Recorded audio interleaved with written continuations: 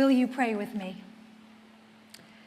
Gracious God, may the words of my mouth and the meditation of all of our hearts be acceptable to you, our strength and our Redeemer. Amen. Throughout the Gospels, Jesus is described in many ways as a healer and teacher, a prophet, an itinerant rabbi, the Messiah. And over time, we've also come to know him as a mystic and a sage and a rebel and a maker of good trouble. But most of all, I think Jesus' core identity is as someone who prays. The Gospels are constantly describing Jesus at prayer, in sometimes big and dramatic ways, like in the Garden of Gethsemane, the night before he is killed. But more often, it's in subtle ways, out of sight, like all the times he sneaks off into the desert or out onto a boat or up into the hills, just to get away from it all and pray. Now, his disciples know this about him. They know that prayer is a priority, that it grounds him in all that he does. And so this morning they decide they want to know what it's all about. They want to learn how to pray too. Now, prayer is a fascinating thing. It's at the heart of our faith. It's at the center of our worship. And so on the one hand, it is so very basic. And as I say, every time that we prepare for our moment of prayer, prayer is simply putting ourselves in the presence of God. Yet our tradition is also filled with all kinds of different prayers, technical prayers with lots of words and styles and specific occasions. And things can start to get complicated. These prayer rules can make us feel like there is a right way to do it and a wrong way to do it. And it can get confusing and even intimidating. For many of us, prayer is anything but simple. And so today we might ask, along with the disciples, Jesus, teach us to pray. And I include myself in that us. I mean, one might think, as a professional Christian, as someone once called me, a seminary-trained pastor-type person, that I would already know how to pray. But the truth is, I really don't. At least not any better than anyone else in this room. I'm always learning. And I struggle with focus, with what to say and how to say it, with making intentional, disciplined time for it each day. I've kind of realized over the years that I have the spiritual attention span of a goldfish most times. And like the disciples, I have a lot of questions. Is prayer something we think? Or is it something we feel? Or is it the absence of thinking and feeling? And where does my prayer go when it leaves me? Does God hear it? And if she does, what happens then? Lots of questions. But underneath them all, I think here's the really big one that so many of us wrestle with. Do our prayers matter? Do they matter to God, to the world, to our lives? And if they do, why? And I think that's what's underneath the disciples' question as well. Yes, they want to know how to pray. But Jesus just doesn't want to teach them technique. He doesn't want to stop with the how question, because ultimately that is way too small. He wants to move them to the why question. Because if we don't understand why we are praying, it really doesn't much matter how we are doing it. Theologian Matt Skinner frames this question in a way that makes the why more clear. He says, hidden in the disciples' request to learn how to pray is really a desire to understand how Jesus experiences God. In other words, when the disciples ask Jesus, teach us to pray, what they are really saying is, help us feel what you feel. Help us live how you live. Help us know God the way you do. And that's a much bigger, more essential request. You see, prayer doesn't give us information about God. Prayer helps us feel God. And if we are open to it, it helps us see the world through God's eyes, to glimpse for a moment how God feels when he looks at us. Because that's where the transformation happens.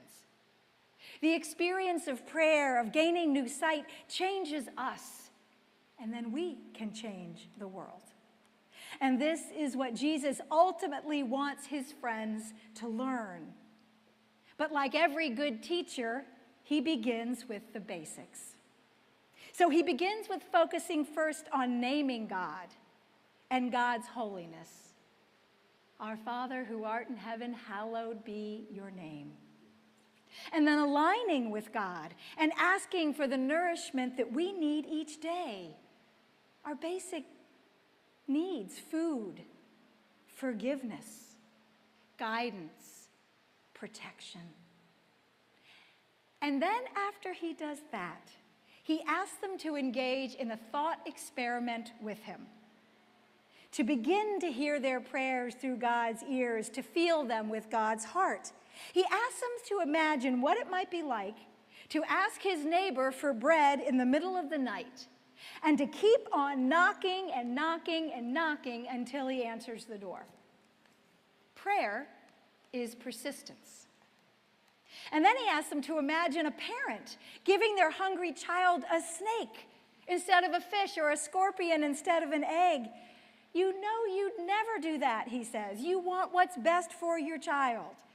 And so if you, flawed human parents who get distracted and tired and cranky and impatient, would never do that to your child, how much more would God, who loves you endlessly, who Jesus calls Abba, Father, how much more would God be there for you to answer the door? How much more would she give you what you need? How much more does God love you beyond anything you can imagine? So don't be afraid when you pray, Jesus says. Just ask. Seek and you will find. Knock and the door will be open to you. Prayer is trust. Now I know that sounds wonderful, doesn't it, Sal? And simple. And we all desperately want to believe in what Jesus is saying to us. But here perhaps is where our struggle with prayer begins. Perhaps we don't trust that God is on the other side of the door in the middle of the night, that the bread we hunger for is there and abundantly, that God truly loves us endlessly and unconditionally. Perhaps deep down we believe we are unworthy of that love, and so we are afraid to ask.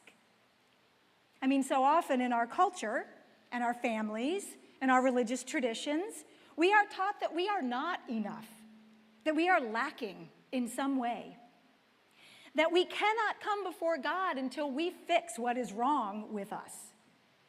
And so we become ashamed. And instead of facing our flaws, we become masterful at hiding all of those parts of ourselves that feel broken or wrong or shameful, pretending they don't exist. Think of your Facebook or Instagram page. How much of the real you is on there? Or is it really filled with pictures of your best self at your best moments? We curate our lives to be so Pinterest-worthy that our real struggles and fears and longings don't show. Sometimes we're so good at it that we fool not only our friends, but ourselves. And we distance ourselves from those longings that run so deep. But we cannot fool God. All those shadow sides, they're part of who we are. They help us to be more real, to be more deeply in touch with ourselves and others, and definitely closer to God. As one spiritual friend told me, we are only as good at praying as we are with the other relationships in our lives. Think about that. If every good relationship revolves around a strong desire to be with someone, the same is true about our relationship with God. Prayer is longing, on wanting to return to the source that created us, to make us whole, to fix what is broken, to see ourselves the way God sees us. So when Jesus teaches the disciples how to pray, he acknowledges that longing that is embedded within them and within all of us. But then he also shows us that the longing does not just go one way. God longs for us too. In fact, God longs for us first. As the letter from James says, we love because God first loves us. I think we get paralyzed and tongue-tied because we think praying starts with us, that it's about our needs and our words and getting it right and proving how much we love God, when really, praying is about realizing how much more God loves us and how much more God wants to be in relationship with us, in conversation with us, in union with us, more than we could ever imagine. When we pray, we're saying, I'm imperfect and I'm frightened, but I'm here and I know you are here too. It is the act of seeking God that changes us, centers us, connects us. And when we are changed and centered and connected, everything else falls into place. I began this sermon by asking a lot of questions about prayer. And here at the end, I still have few answers. I still don't know where prayers come from or where they go. I still lose focus and struggle for the right words. But I will lean into those words we share right before we pray each Sunday, that praying is simply putting ourselves in the presence of God.